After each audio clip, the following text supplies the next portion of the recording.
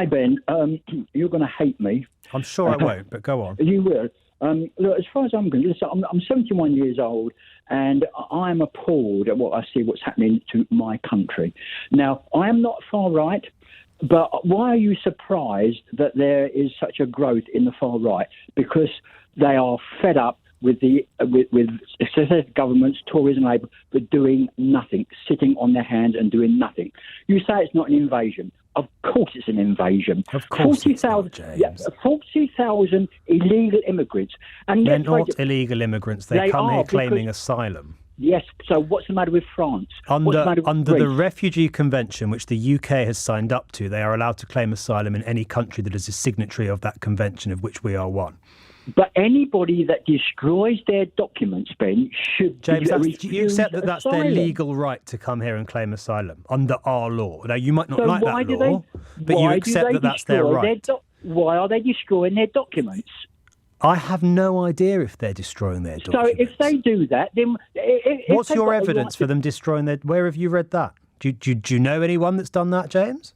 Well, it's on the news. They come here and they destroy their documents. That's why it's taken 3 years. No, it's not. It's not why it's taken 3 years. There are people with all the documentation that they need who are still taking 3 years to have their claims processed because the Home Office cannot cope.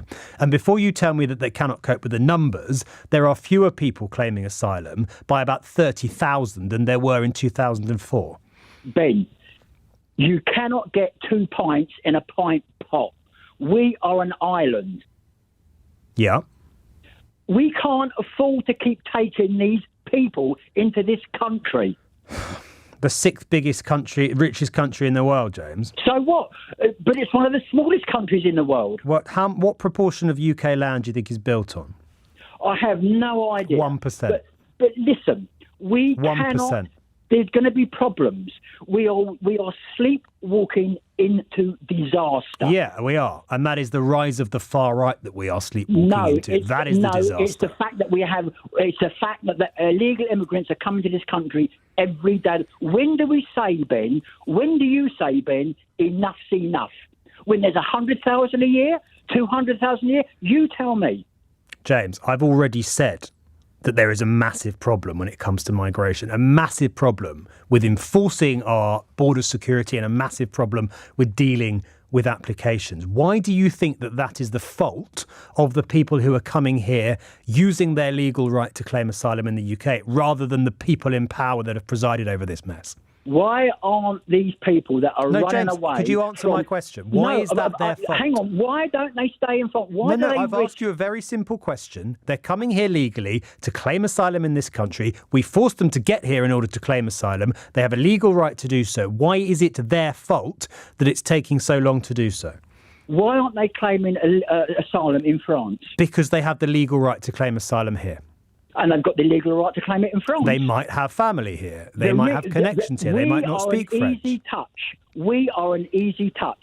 That's why they come here. You think putting people up in hotels and making them sit there for 3 years is an easy touch? It's better than staying in these camps in Calais. Also, James, I mean, the point that we've both missed in this conversation is France and Spain take more people than we do.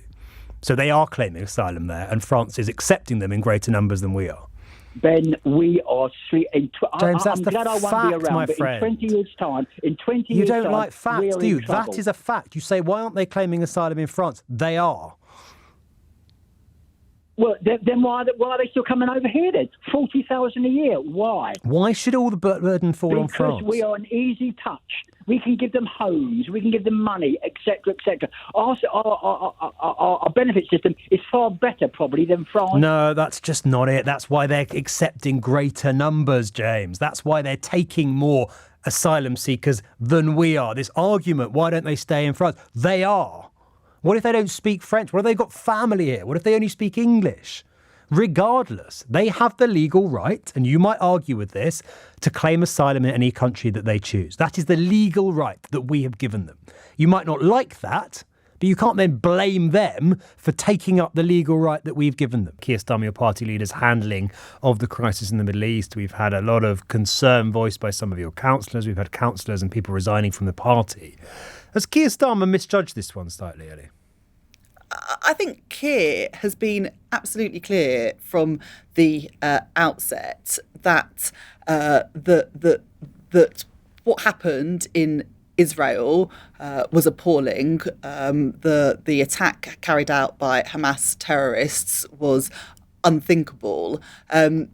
And Israel has a right to defend itself, but that must be in line with international law. And we've seen the humanitarian emergency unfold in Gaza over the past week. And we've also been clear that it is an emergency and everything possible must be done to ensure that international law is met and that aid, medicine, water, electricity can go into Gaza. But the bottom line is a lot of people in your party, including councillors, elected representatives of the Labour Party, are pretty unhappy about it. Well, I think Keir has been clear about Israel's right to defend itself. He has been clear, and about the fact that international law at the same time has to be upheld. With respect, people don't like, or some people in your party, your colleagues, don't like what he's been clear about. What would you say to that? Well, what I would say is that it's an incredibly complex situation, and that the images that have been coming out from both sides over the past few days have been truly horrific, and that's why I'd say to people, we have been calling for that humanitarian aid to get into Gaza, the safe corridors within Gaza for the aid to get in. And I think that's incredibly important, and for international law to be upheld. The thing that people seem to have an issue with was Keir Starmer saying Israel completely had the right to turn off Gaza's water supply. Would you endorse him in saying that? Was that the right thing to say when he said that?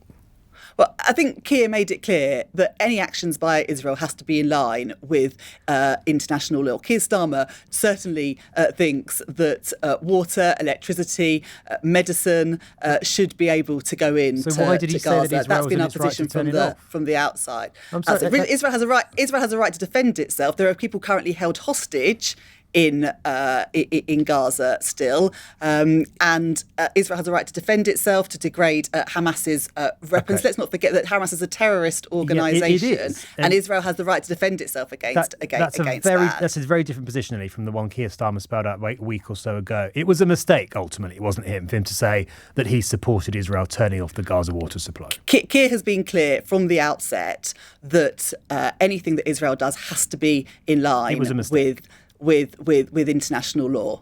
It was a mistake for him to say that. He has made absolutely clear that everything that Israel does has to be in line with international law.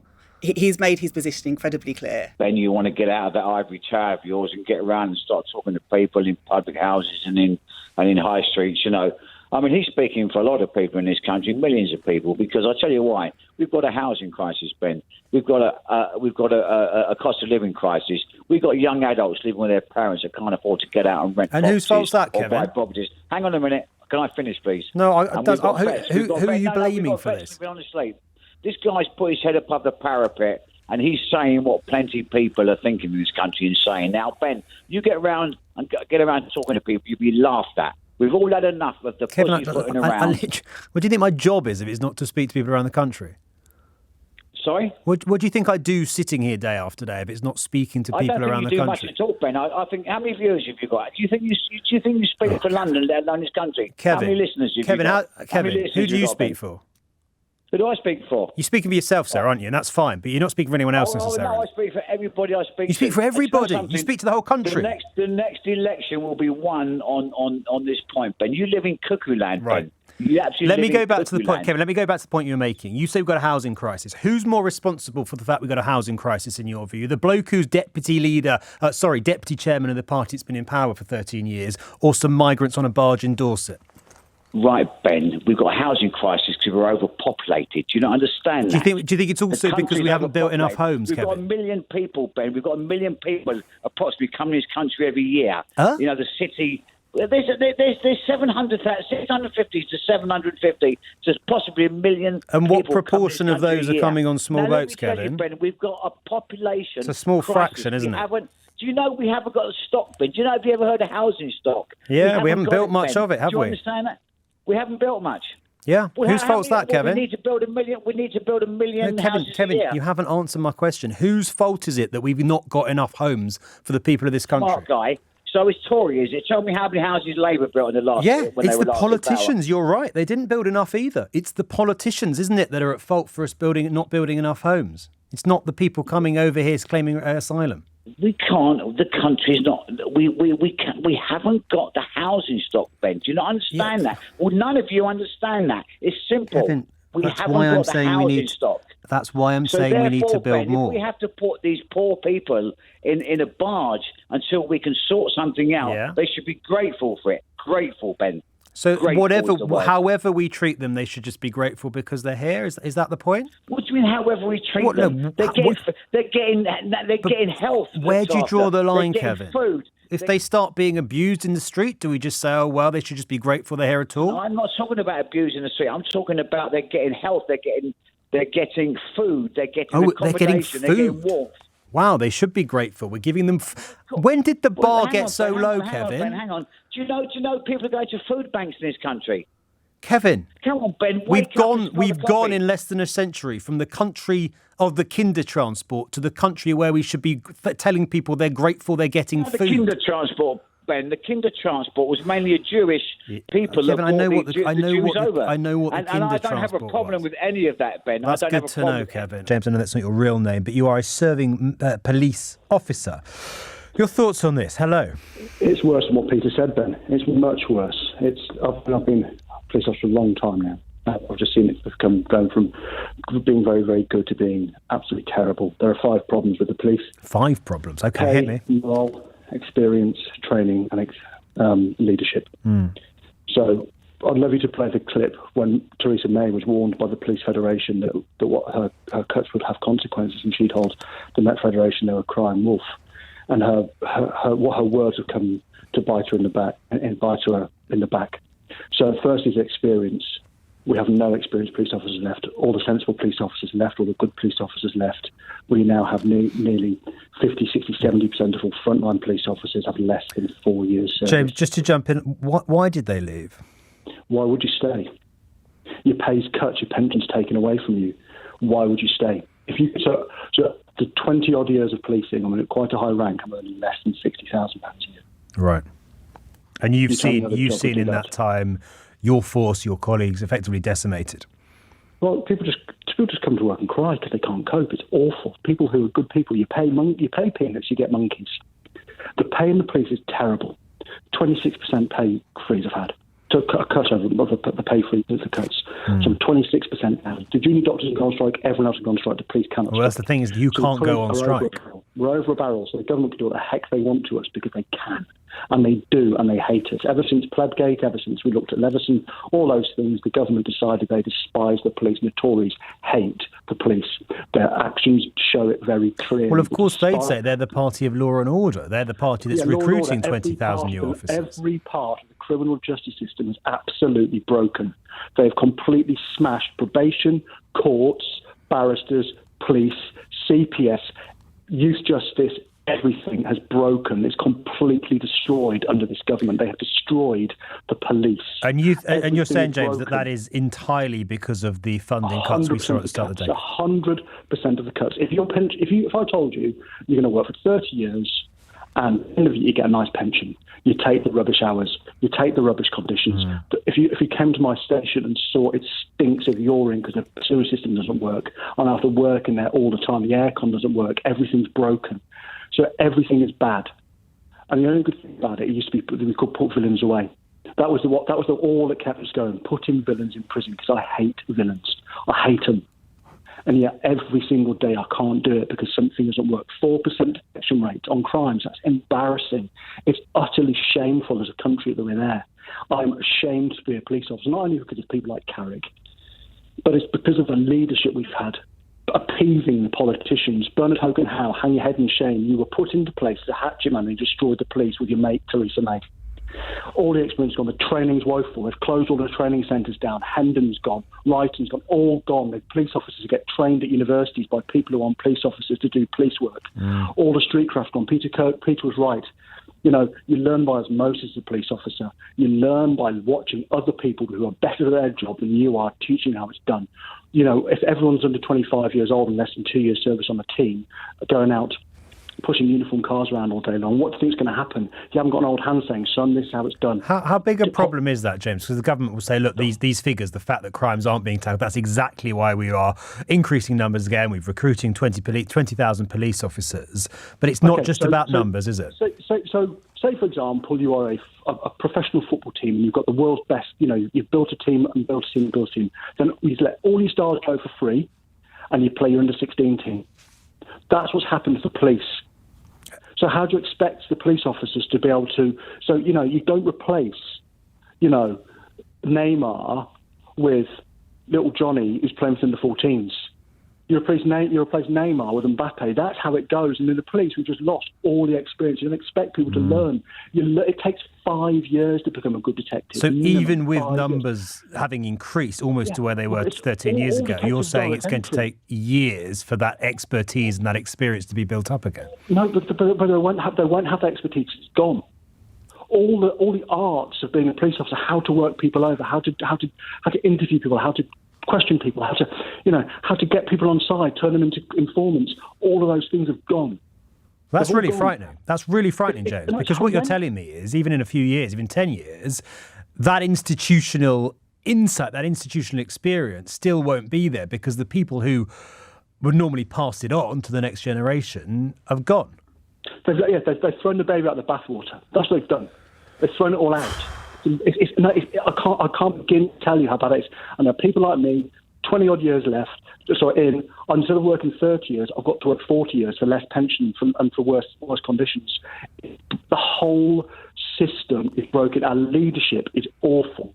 They're not police officers anymore. They're a bunch of college entrants who think they know what they're talking about because their leadership is playing second 11 hockey at school and they were the captain. You know, I can't begin to tell you the whole police system is broken. You're doing a pretty good job. You're doing a pretty good job of expelling it out, James, and it's pretty terrifying, frankly, because it's not a short-term thing. Can I just ask you about practicality? We're talking about crimes like assault. We're talking about crimes like burglary, criminal damage. From your experience, if you're in the station and a call comes in about a theft, a burglary, an assault, harassment, realistically, what happens? So uniform go out and blast to it, try and do what they can, but they're so short-staffed. So when the Tories talk about we're increasing police officers, the most important thing, and Peter touched on this, they've cut the police staff, the support staff, the people who worked out the duties, the people who worked out the payroll, the people who did all those things, you know, how to build, writing paperwork, all of those things are now done by police officers who cost twice as much. So if you've got someone who's got more than 10 years in the police as a constable, they get paid £40,000 a year, okay? You get two typists for £20,000, but you've got a police officer doing the typist role worse than the typist could. Does that make sense? So all our police staff who were brilliant have all gone. All that experience has gone because they weren't police officers, so police officers can't be sacked, where the police staff can. They're all booted out. So police officer numbers are high, but they're all doing desk jobs. They're all doing desk jobs. So if you looked at the actual effectiveness of your workforce, they're all behind desks and all older people, bonkers. All the experiences. So all the experiences away from the front line, and the entire front line are headless lambs being sent for slaughter every single day by incompetent leaders. Oh, James, that is one of the most damning, devastating, eviscerating calls that I think I've ever taken on LBC about the state of policing and how politicians and police leaders have allowed it and enabled it to get so bad. I knew things were bad. I've got to admit, I didn't know they were as bad as the picture you've just painted.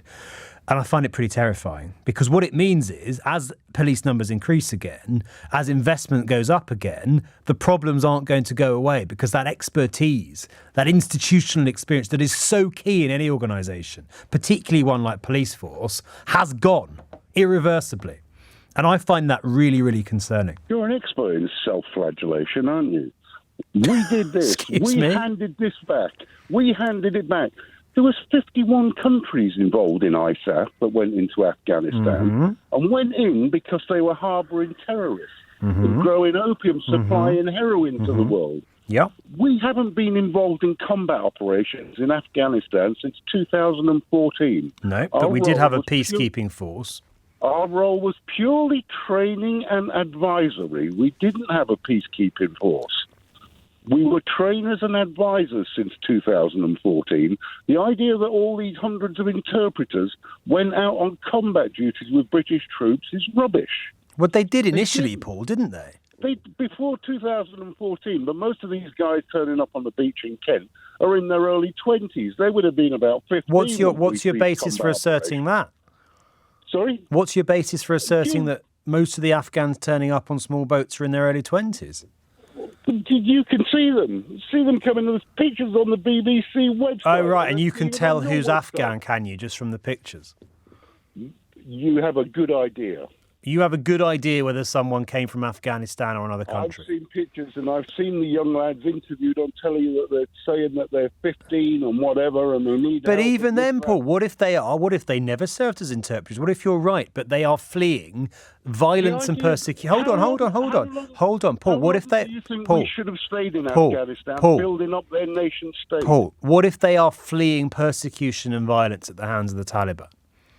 This is the government they want. The They people of didn't find Afghanistan them. want the Taliban.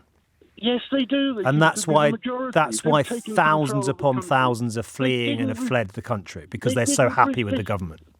They didn't resist the tribesmen turning up with RPGs and AK-47, despite all the kit and all the training we'd given them and whatever. Do you think the women of Afghanistan The want the Taliban? the majority of the population of Afghan are Muslims who believe in Sharia law, and they have Sharia, and they've got a Sharia Taliban government now. So These guys aren't terrorists. So all We've those got majority support in Paul, Afghanistan. all those pleas from people when we left saying, please, please don't leave us Well, at the there mercy of the there'd Taliban. be- That was there'd what? be That was a some- lie? There'd be some, particularly in Kabul, where most of the educated people have been, but it's not our job to take everybody from every war-torn country. There was 51 countries in ISAF. How many do you think have taken? And we didn't hand it over. We couldn't stay once the Americans had decided to pull out. All right, Paul, stay on the line because I want to bring in Mark in Kentish Town. Mark, you got a slightly different view. What did you make of what Paul's just said? Yeah, well, where does he get his information from? What does he know about it? Was he a soldier there? Does he know anything about it? Or has he just got the standard view that we can't take any more people and we can't do this and we can't do that? We abandoned the Afghan people. Those pictures, those people hanging off planes. And what's he got to say about this last week where 200 people who helped the British have been murdered out there? What's he got to say about that? I don't know. Shall we ask him? Well, I've just Googled and tried to find this 200 people, and I Never can't mind find it about using Googling Google. it. It's been on the news. What's the matter with you? What What kind of a news? man are you? I haven't seen it on the news. You're British, aren't you? If 200 people had been murdered, I would think I'd be able to find it on Google, and I can't find it. Well, we it's don't not need hard. to I've got it on a Google screen in things. front It's of been me, in the Paul. news. It's been in the news. Who? Why don't you? Reports from Why who? don't? Tell Why me. can't you have a bit Tell of? me who Hold I on, should hold look on, for. hold on, hold on. Paul, it was a Tell me what report. I should look for. You should look for the report from the UN that was published this week, the UN mission in Afghanistan, reporting more than 800 cases of serious rights violations, despite the promise of an amnesty from the Taliban, including 200 former Afghan soldiers who have been killed since the Taliban took over 2 years ago. That's what you should Google. UN murdered 200. AP News. Pardon? I'm just looking for it now. But it's not our job to build their nation state. And you talk about we should have given them houses in Britain. How long do you think the waiting list in Britain is for social Never housing? mind about all that. What about abandoning them the way we abandoned them? Don't you remember that? You blotted that out of your memory? Don't you remember the pictures of all those people, the wives and the children, the people hanging off planes? Have you forgotten about all that? The government, this is typical of this right-wing government. Why have you got this crazy right-wing view and going along with what Braverman and Sunak think about immigration? If we wanted to help them, we could help them. The government doesn't want to help them. And why do you go along with that? You sound like an educated, mature man. What is your problem? Paul? Because it's not our job to build up states, failed states, in the Middle East or What kind of a British man are Arabia. you? Hold on. Let him, Mark, Mark, let him answer. Paul. Once the Americans left, there was no way we could stay. We didn't have the resources. We didn't have the men. We didn't have anything. So once the Americans had gone, we had to go. What about the other 51 countries that were in ISAF? Mark? We chose to follow, like lapdogs, what the Americans do. And you go along with that, do you? Do you think it's right? Do you think we could have left troops after the Americans left? I don't know. Honestly, the point is we've abandoned them. We abandoned them. We went back on the promises that we made. Like Ben has said, we've broken our promises. That's the point, Paul, isn't it? I don't think anyone's saying we could have stayed there without the Americans, but we could have do more to help the people of Afghanistan now. Our job isn't to build nation states. No, the people that are fleeing. Our job. We were there 20 years. How much longer do you want us to people that stay? want to get out, who served alongside our troops and are now at risk because they did that. How many do you think we should take? We took 600. We had net immigration of 606,000. Yeah, but that wasn't from Afghanistan. That's the point, isn't it?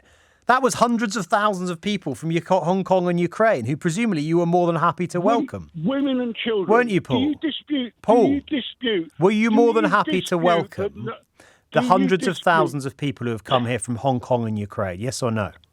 I don't know from Hong Kong, but the Ukrainians are women and children.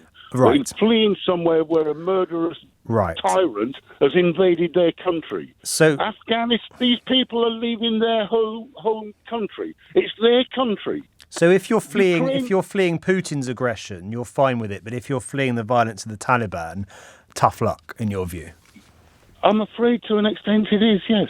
All these countries, they're all Muslims killing Muslims in their own country. So it's their religion that's the problem, is it?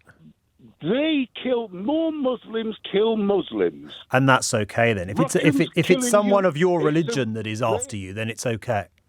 They have these religious feuds, and they're better off holding them in their own country. And the Christian Russians killing Christian Ukrainians, you don't have a problem with that's different. Nation state attacking nation state. Right. Nobody's attacking Afghanistan. They're killing their own people. It's an internal matter. Mark, you think we should put our troops in harm's way, keeping them apart?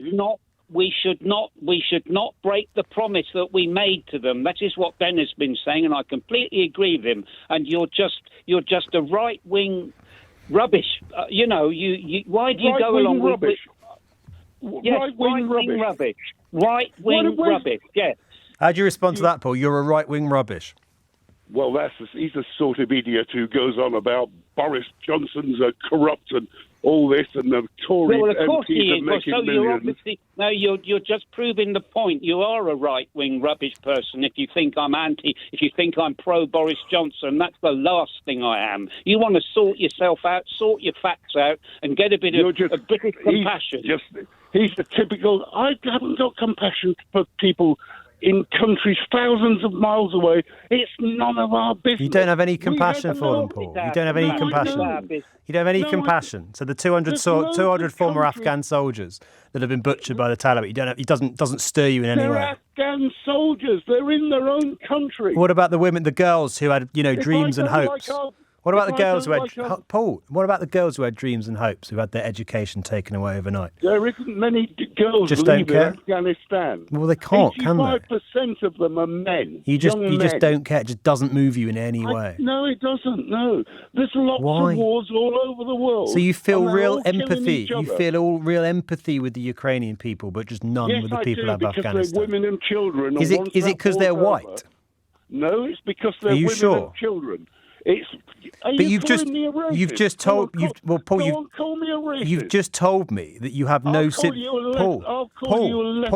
Paul, if you let me speak, I'll put the point to you. You've just told me you have sympathy with the people of Ukraine because it's women and children. And when I asked you about the plight of the girls in Afghanistan, you say you have none.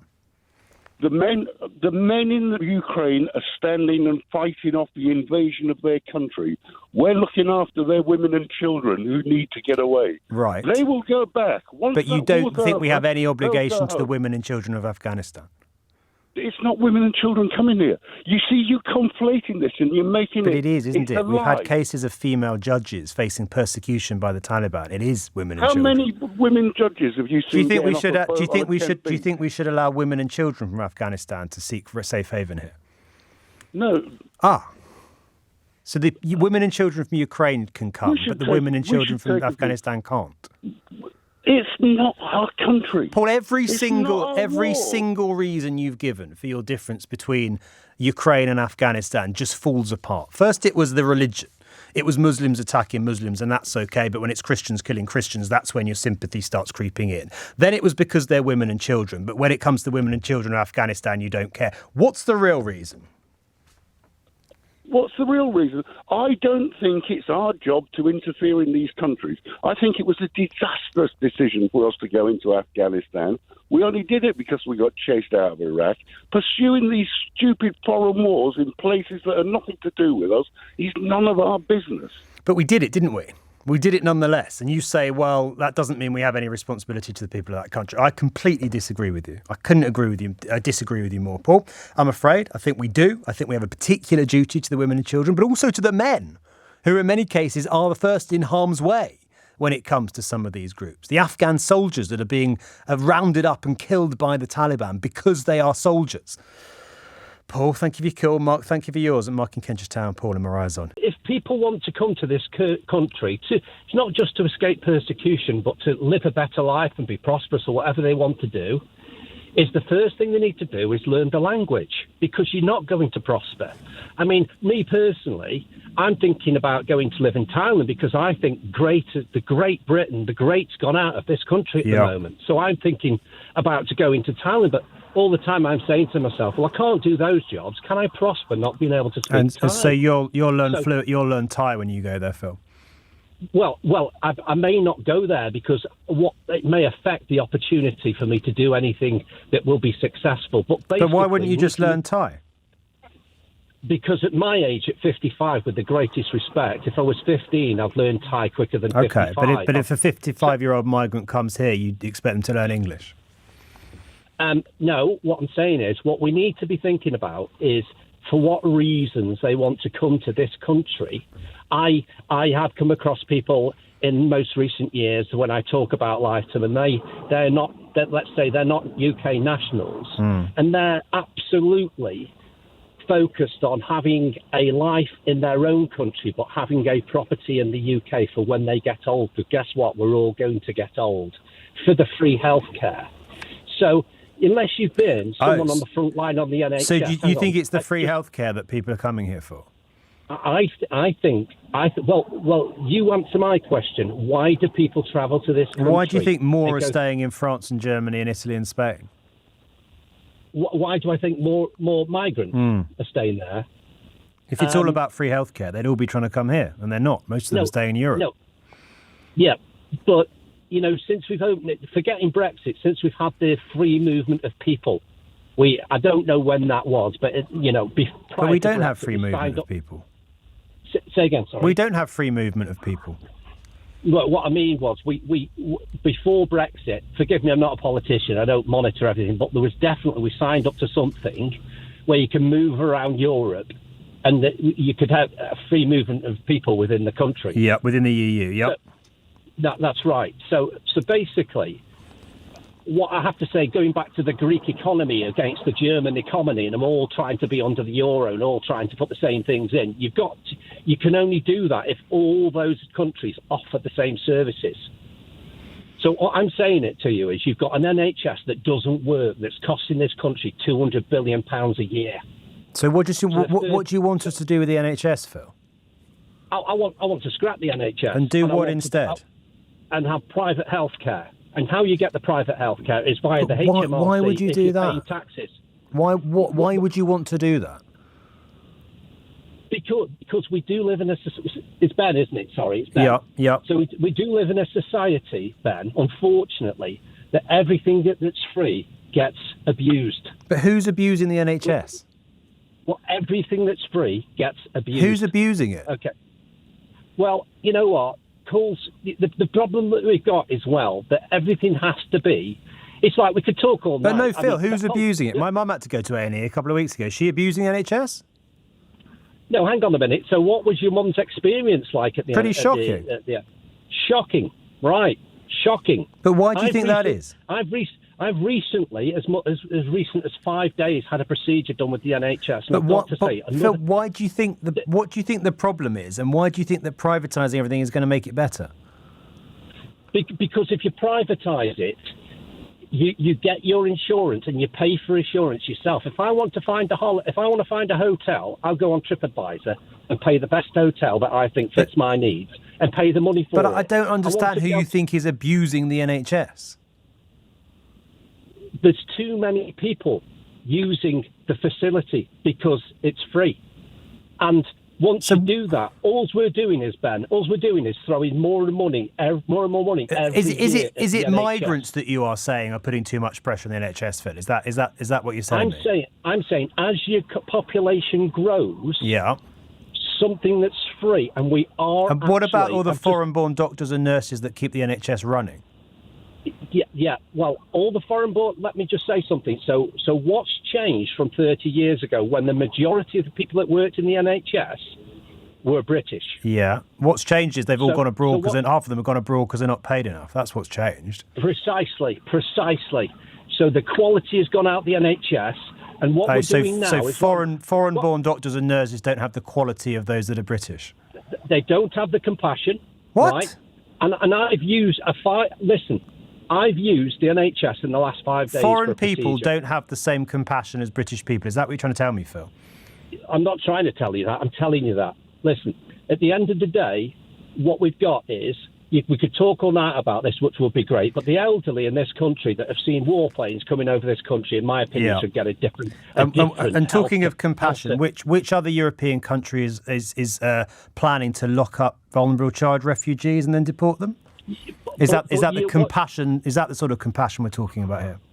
But what you're doing is you're making good press, aren't you? You actually no. I'm asking you. You're dramatising it all. I'm asking you whether the compassion that you think is unique to this country extends to locking up and deporting sole children who have travelled over on small boats.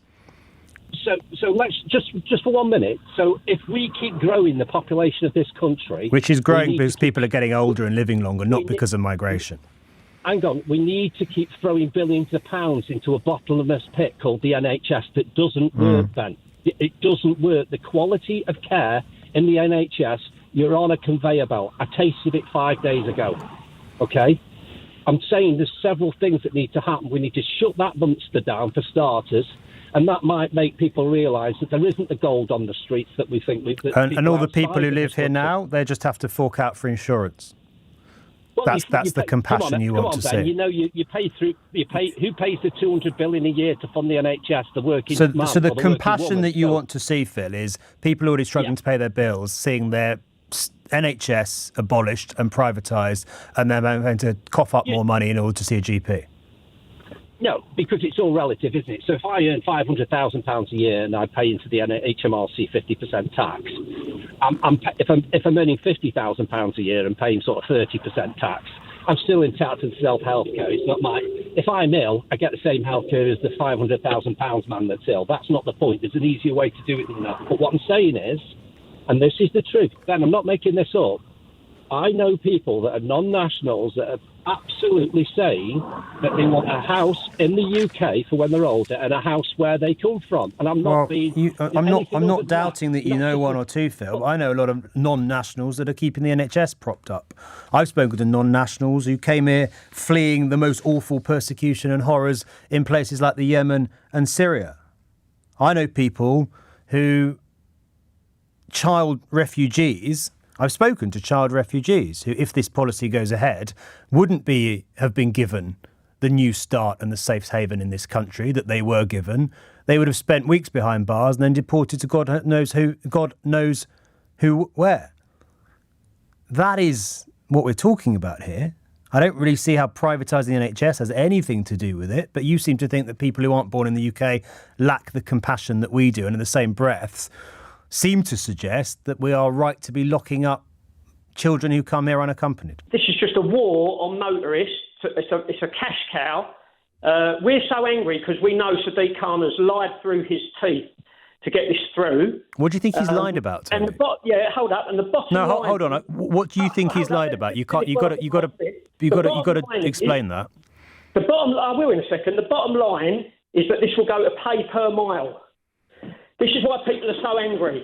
Why would you put £400 million worth of cameras in that are only going to get money for the next few years because all the cars will be off the road? So you fear this is the first step towards something that you think is even worse? We know it is. What's so bad about pay per mile? What do you mean, what's so bad about it? As in, we've got a problem with air pollution, we've got a climate crisis, those that are driving the most should pay the most. Problem of air pollution, I don't. You don't accept there's any issue with air pollution in London? I spoke to Keir Starmer the other day and asked him whether he's seen Brown Car Guy's videos where he's taking the air measurements. We are breathing pure oxygen. Right? You know, all right, maybe not pure. We're not bringing pure oxygen. He was taking quite a lot of hydrogen going in there as well, Tony. Next to the North Circular, and the air was clean. But that's not what all the scientific studies say, are they? No, that's not what the research by the likes of King's College London says. Who's financing these people? So you think it's all the whole idea? Hold on, Tony. Yesterday, all you had was the woman from Mum's. You show me where the 4,000 death certificates are that Sadiq Khan has lied through his teeth. So you think it's all a conspiracy? Don't use that word to try and do me down. I'm using that purely objectively. That man has lied through his teeth. You think the idea that London's air is polluted is a conspiracy? The other week on Nick Ferrari's show, you will pay the price at the election, right? You keep pushing this through, and I'm laughing because I know that. But Tony, this will decimate the Labour Party. It's a popular policy, isn't it? Really? Well, according to the opinion polls, or are they wrong as well? You keep pushing it. You keep pushing your line. I listened to the phone in yesterday evening, and it was like, I'm thinking, where's the pushback? Everything that's said about, no one ever asked Sadiq Khan when he says 4,000. I just want to be clear. The opinion polls that show that the ULEZ expansion is popular with Londoners, you think they're wrong? Really? Well, I don't know where you're getting your polls from because Redfield and Wilton conducted that one. You are going to see civil disorder on the streets. You know that. Over ULEZ?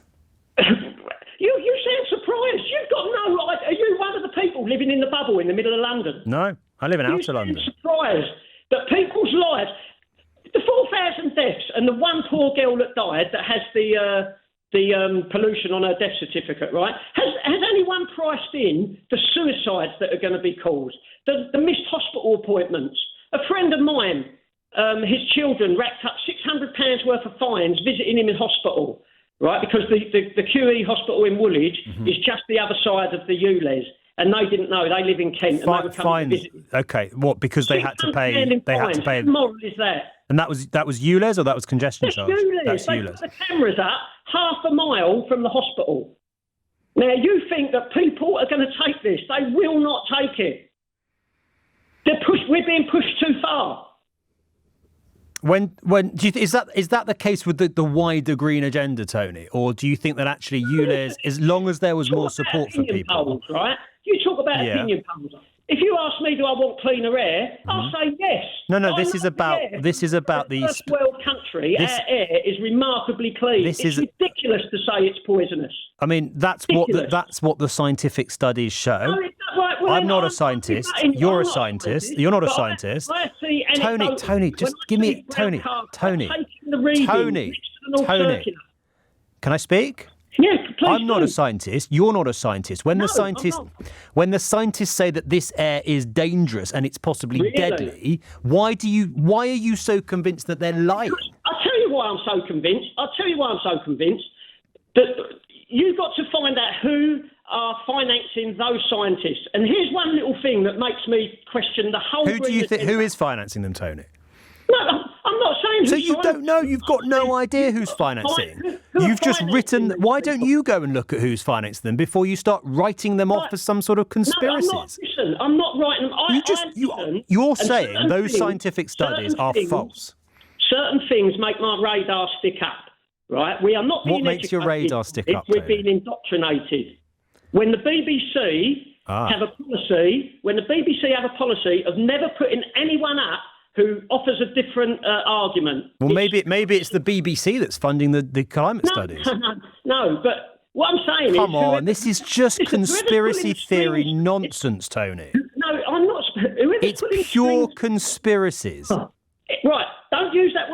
conspiracy. But it is. I know I Why? know what's That's what going it on is. there. That's You've got what the you're Tory talking party about. pushing this. You've got the Tory party pushing. This is an agenda so that people are out of their cars. That's what's Yes. happening. Because we got an issue with a climate crisis and air pollution, Well, so I we know want fewer we have people got in an issue. petrol cars. It's not a I don't secret. think we have got an issue. You can keep pushing that line.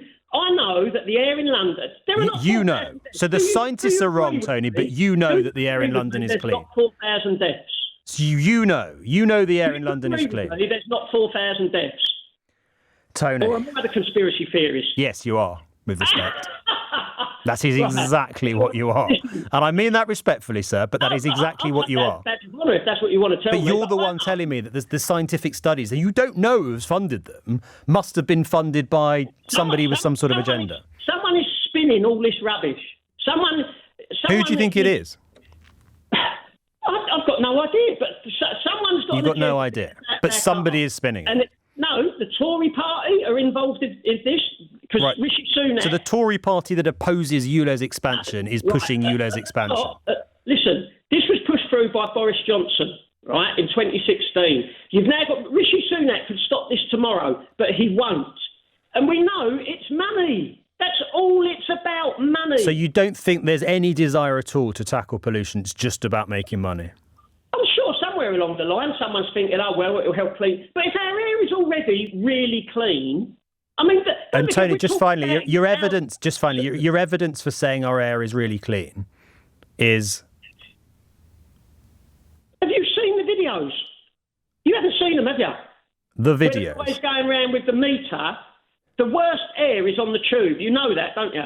But you won't publicise Hold on, that? and the evidence that our air is pure oxygen, as you put it. What's your evidence for that? Which videos are we talking about? But listen, Brown Car Guy, who's a motoring journalist, he goes Brown round Car Guy. So King's College London are wrong, but Brown Car Guy is the authority on this. Journalist, and he's got. I don't know who this guy is, but I tell you, Tony, I trust a respected British university that's looked into this more than I trust some YouTuber, to be honest with you.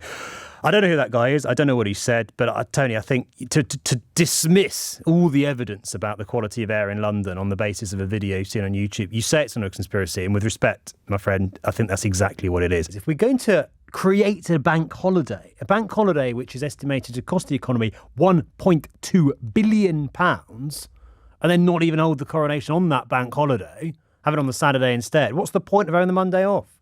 We're in an economic crisis, £1.2 billion cost of that bank holiday, $250 million more on the ceremony itself. And yes, I understand that you can't look on the one side and not the other. There will be an increase in tourism. There will be some benefit too, although we can't put a figure on that.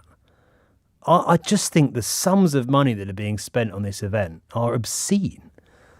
When you go to Westminster, the number of homeless people has been going up and up and up every year. There will be people within yards of Westminster Abbey, yards, who our country effectively says, we can't find the money to house you. We can't find the way to put a roof over your head. But here's £250 million for the ceremony, the 2-hour ceremony that's going on inside. Good luck with trying to find a home. That's where we're at. It's offensive, isn't it? That sum of money. It's obscene. Have the coronation, fine. £250 million, no way. I'm a mother to boys, and I would say that most boys that I come across are lovely, just good guys. And I'm just, the way that they're sort of like portrayed at the moment as if they're sort of all enemies to women, and it's just wrong and it's incorrect. And Andrew Tate, if you actually listen to what he says, and I'm not talking about just the little things that the media are trying to put out to try to discredit him and try to make him look bad. And obviously it's not working because they've been trying to do this for quite a while now, where they've been trying to kind of say, he's allegedly a rapist, he's allegedly a woman, trafficking That's women. a fact, Michelle. He has been accused of those things in Romania. It's not the media making it up. I'm not saying they're making it up, but obviously he hasn't actually been convicted of anything yet, has he? And that's why it's alleged. Exactly. So we put that to one side for a moment. So when people are actually listening to what he's saying, and I'm talking about actually not just listening to that sort of rhetoric. I mean, talking and listening to what he's saying, he is actually quite a positive role model, a very positive role model, to be honest. In what way? What is it he says that you think is a positive role model for your sons? Because he encourages discipline, he encourages ambition, he encourages good treatment of women. I mean, obviously, I'm not saying that, I don't know where you're getting this information from about, I don't know. I've watched his videos. I've watched him. I'll give you some examples. As far as I'm concerned, he's a good role model. I think the women belong to the man. Is that what you want your sons to grow up thinking? And that is not what they think, not at all. Because So he's not a good role model in that sense. What about females are the ultimate status symbol? But then you're taking... That's the thing. That's why what you're trying to do is not working. This is what he says. No, but listen to what I'm saying. What you're trying to do is not working because people who actually listen to what he has to say and not just watch one or two videos... What do you think I'm trying to do? They're obviously trying to destroy him. And why do you think I want to destroy it? Why do you think I care enough about social media? Because he has a great influence on people. Why do you think I care enough about Andrew Tate? I don't know, because there's plenty of other things to be talking about. To be honest, Andrew Tate is, to me, a positive role model. I'm giving you some examples of things he said and asking which you think are positive. So we agree that women belonging to men isn't positive. The things that he said is that men should be self-reliant. I'm giving you some other things he said. I'm giving you some other things. Females. But I'm giving you my examples. And I'm giving you mine. Females. Okay, and I'm giving you mine. So females. So the things that you're trying to get the boys to listen to aren't the things that they're actually listening to. They're actually listening to the things that are positive. And because he isn't going along with what the sort of media want him to go along with, they're just trying to destroy him. And people aren't silly. That's the thing. So the media aren't trying to destroy him. Because it's not working, they're just still sitting there trying to think of how can we destroy Andrew Tate. And it's not going to work. Michelle, nobody's trying to destroy him. Yes, they are. Who is trying to destroy him? The people like your programme. Why? I go back to my question. Why do you think I want to destroy Andrew Tate? Because obviously he has such a great influence on young men and young boys.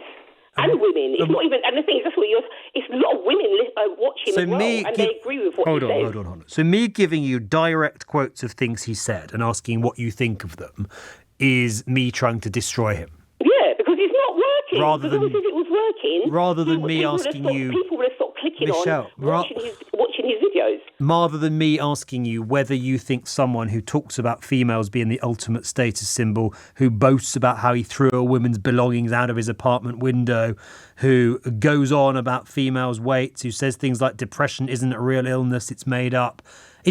I'm asking you whether you think those things are positive messages for your son to be hearing and taking on board. That depression isn't real. Yeah. It's not that he's saying it's not real. There's just ways of tackling depression. There's ways of looking at the situation that you're in. No, and he said deciding whether or depression not you want to isn't go real. along the route of saying you're depressed or whether or not you want to try and tackle it in a I'm different quoting way. directly. Depression isn't real. That's a direct quote from Andrew Tate. Okay, is it real? I think it's real. Do you think it's real? Okay, well, that's your opinion, isn't it? Do you want your sons to think it's real if they come across someone who says, I'm depressed and I'm on antidepressants? Do you want them to turn around and say you've got a fictional disease? I'm not saying that. Well, obviously, it's not fictional disease. You would look at the situation they're in and try to help them tackle it. Not if you're Andrew Tate. You'd say you would. That's what he does. No, he doesn't. I quote you again. You feel sad, you move on. You will always be depressed if your life is depressing. Change it. Depression isn't real.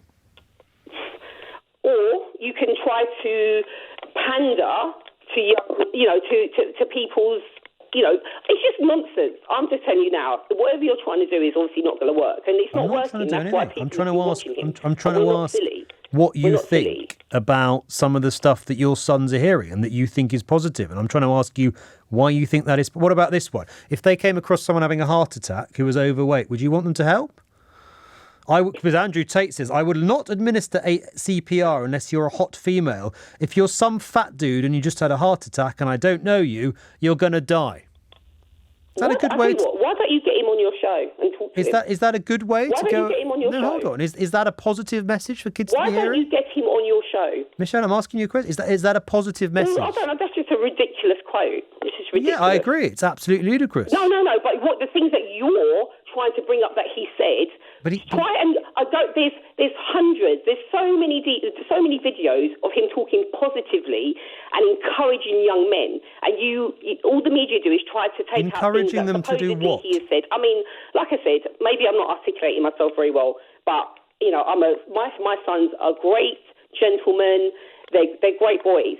And I will have no problem watching them watching his things. None whatsoever. Including all the things I've just put to you. About what? All the things about women, about not helping people having heart attacks, about depression not being real. About women? Do you mean about women? Obviously, I'm their mum, so I'm going to influence my children about women. My children are not disrespectful to women. Of course and I'm glad to hear that, Michelle. I hope you can have a more positive impact than I suggest Andrew Tate would have, because if they bought into his ideas about women, I suspect they would not be expressing a positive view about women at all. I hope that you can help counter that, because his views about women, I think, are pretty despicable. Thank you.